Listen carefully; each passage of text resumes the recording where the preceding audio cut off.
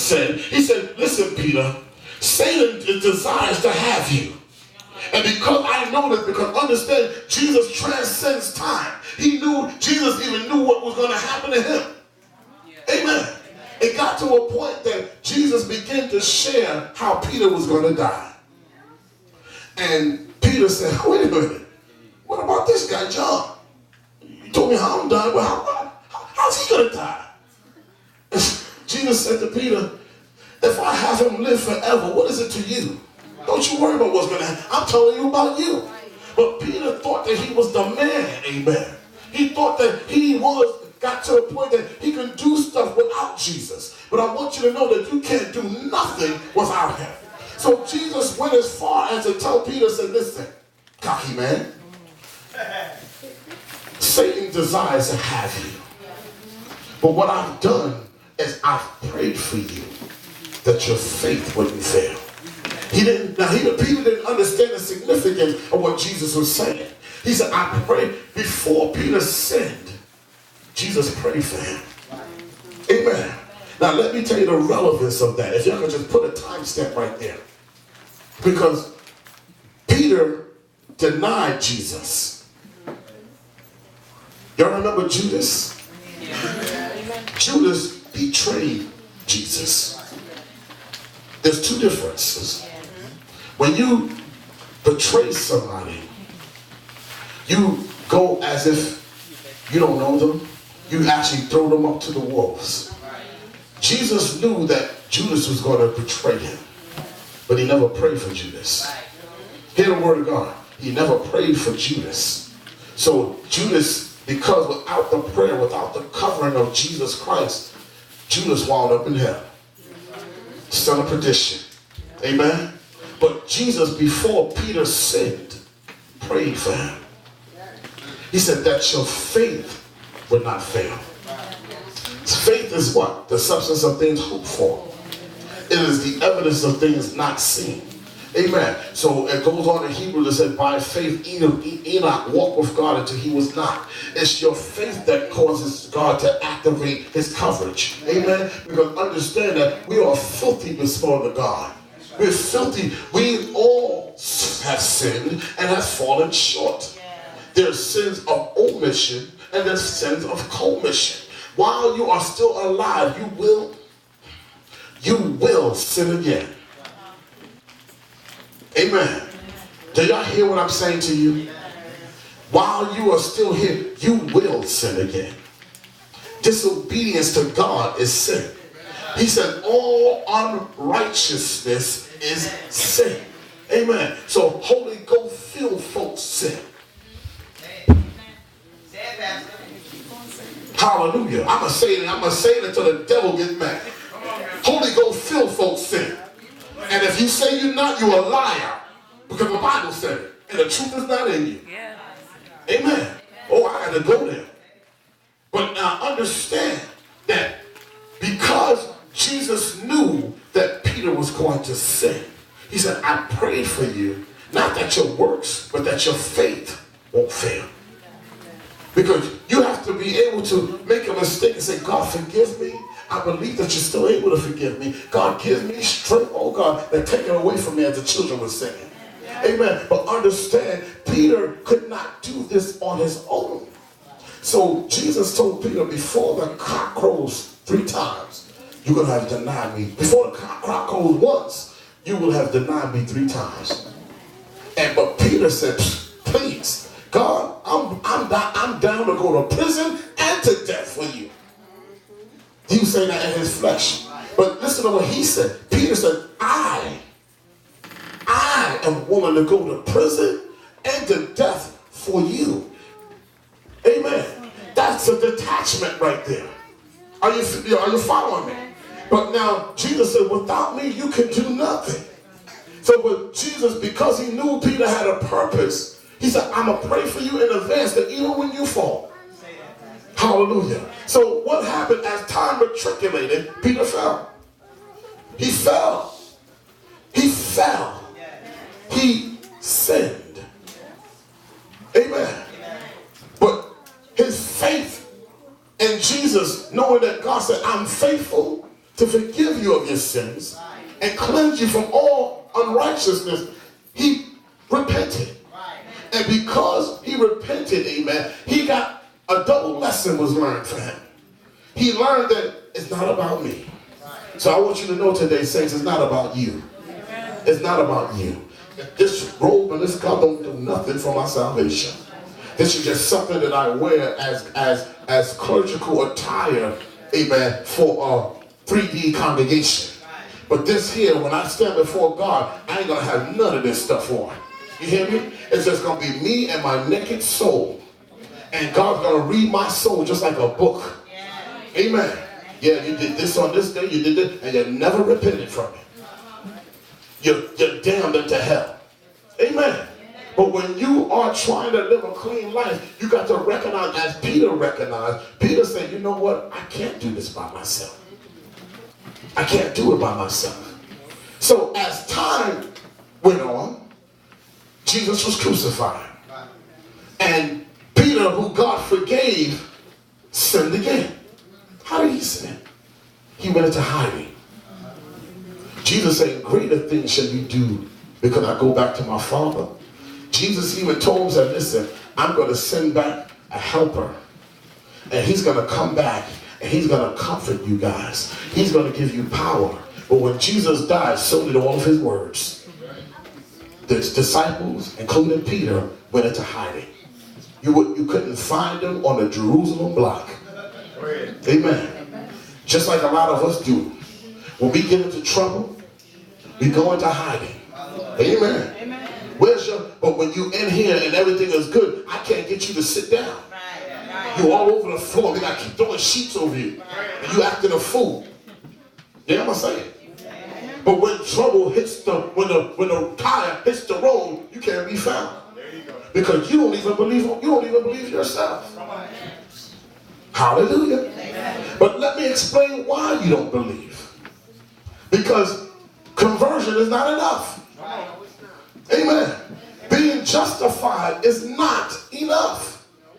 Being sanctified is not enough. Hallelujah. So to understand, Jesus walked with Peter. He talked with them. He slept with them. He slept with them. You know what I mean by that. I don't want to give no praise to the devil. He ate with them. Amen. Hallelujah. He fellowship, he shared out of his heart with them, and yet they still couldn't stand. Hallelujah. When trouble hit, they ran. Each and every time. How many times? Every time. They tried, but every time. It wasn't enough in them for them to live for God as they wanted to. So Paul picks it up, amen, up in Galatians, I believe. He said, the things that I wanted to do, because sure enough, I believe they really wanted to live for God, but I couldn't do because sin was present. Hallelujah. Are you hearing me? So something they needed, amen, added to their life that would give them power, hallelujah, to say what they mean and mean what they say. Hallelujah. They needed something else. And it is the very thing that we need today that we want to be. How I remember back in the days growing up, tell me if I'm wrong, evangelist, folks testify. And before they sit down, they go, I'm saved, sanctified, baptized and filled with the Holy Ghost and a mighty rain is fire. Y'all pray that I will stand with the Lord. They sit down. And so what happened, got to the point, we waited for you to end the career. We want to know what stage you was in your salvation. So you could testify for 3 hours, but we want to hear what stage you was in. So I'm saved, I'm saved, and I'm justified. You pray for me. Okay, we ain't sanctified yet. I'm praying, I'm saved, justified, sanctified, and y'all praying for the Holy Ghost. Well, they ain't got the Holy Ghost yet. That was your gate, and because we knew that back in the days when you didn't have the Holy Ghost, then you suffered. Because those mothers will put you on your knees without a pillow, and they'll leave you down there, and you gotta pray yourself through. And sometimes, so what I was doing, because understand my grandmother was making me come to church at that time. When I got down there, after an hour of being on my knees, and my knees was hurting, I said, okay, let me do what they want me to do. I'll yawn and yawn, tears out my eyes. They said, you ain't done yet. Put me back down there. So you didn't never want to say you didn't have the Holy Ghost because you knew you was getting on your knees. So then what that did, amen, it left us with a lot of powerless folk. Somebody, I think it was Deacon Foster, said that the church don't have no power no more like it used to have. The reason why, because a lot of us ain't got the Holy Ghost.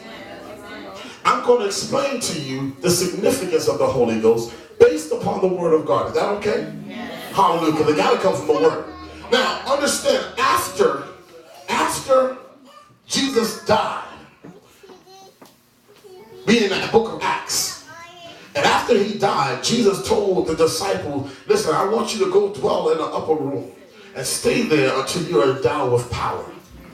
And so Acts, the 2nd chapter, opens up by saying that they were all in one place. When the day of Pentecost was fully come, they were all in one place with one accord, and suddenly there came a sound from heaven as of a mighty rushing wind, and it filled the house where they were sitting, and they all began to speak in an unknown tongue as the Spirit of the Lord gave utterance. Amen. That's in Acts, the 2nd chapter. You can look at that when you get a chance. But after they got filled with the Holy Ghost, something happened. That quiet, punk-like character that Peter had, that was always run, Peter began to stand still. He began to stand straight. He began to represent God, amen. He began to stand around and say, listen, I'm not running from this. He said, listen, this is what the prophet Joel had said, and in the last day that God is going to pour out of his spirit among all flesh, amen, and the sons and the daughters will be able to prophesy. So this is all after the Holy Ghost that came. Back in Acts 4, which we're going to read in a minute, they were filled again the 2nd time, amen. But let me tell you what happened. One thing I've noticed, and this is why I know that this is power that's associated to the filling of the Holy Ghost, because when they are filled with the Holy Ghost gives them power to be a witness. The Holy Ghost gives you power to stand and represent. Amen. Represent, like a lot of people can represent the church because we're all church folk. But can you represent on your job? Amen. The Holy Ghost will empower you to represent on your job, represent on your block, represent in your home, represent to your own self. Hallelujah. Are you hearing me? Now the Holy Ghost does not come to do anything else but gives you power to be a witness. It's a comforter. In other words, you ever had, back in the days, not even back in the days, have you ever seen somebody, they're alone and they're about to get in a fight and they're kind of wimpish because it's just them by themselves. You know, that's right. You got it, brother. You got it. But if that has somebody with me, it kind of gives you a little bit more, what you say? But the Holy Ghost acts as a comforter. It's that side paraclete, amen, that gives you strength to stand and say, yeah, I'm saved. Yeah. Amen. So let's go real quick, amen, to the book of Acts, the 4th chapter. And this is where I want to really go. Because I want you to know you can't do nothing without God. Amen. Can we get there? Acts, the 4th chapter, and let's start, amen, at the 8th verse. Now, I brought us up to speed, amen, because what had happened was, let me set this up real quick. Peter and John, they were going to the hour of prayer. And there was a man that was lame that was carried and laid at this gate called Beautiful. And this man laid at the gate, and he was always begging for alms. He was always asking for money, always asking for money. Matter of fact, he was there religiously, just like we see the bums on the street. Some bums on the street have an assigned corner that you know you're going to see them every day. Amen. So now Peter and John, on their way to the time of prayer, they ran into this certain man. And the man was begging for alms. And Peter and John said, well, Peter said, look upon us. Peter said, silver and gold have I none. I don't have that to offer you, but such as I have to give to you, I will give to you. Now this man has been like this for 40 years. And he said, in the name of Jesus Christ of Nazareth, get up and walk. And when that man got up, he began to dance. He began to shout. He began to praise God, because you got to understand, 40 years of begging, 40 years of laying on the ground, and now all of a sudden I can walk. Oh my, I owe it to this God of Peter and John, but Peter and John directed him to the Lord Jesus Christ. And what happened when the Pharisees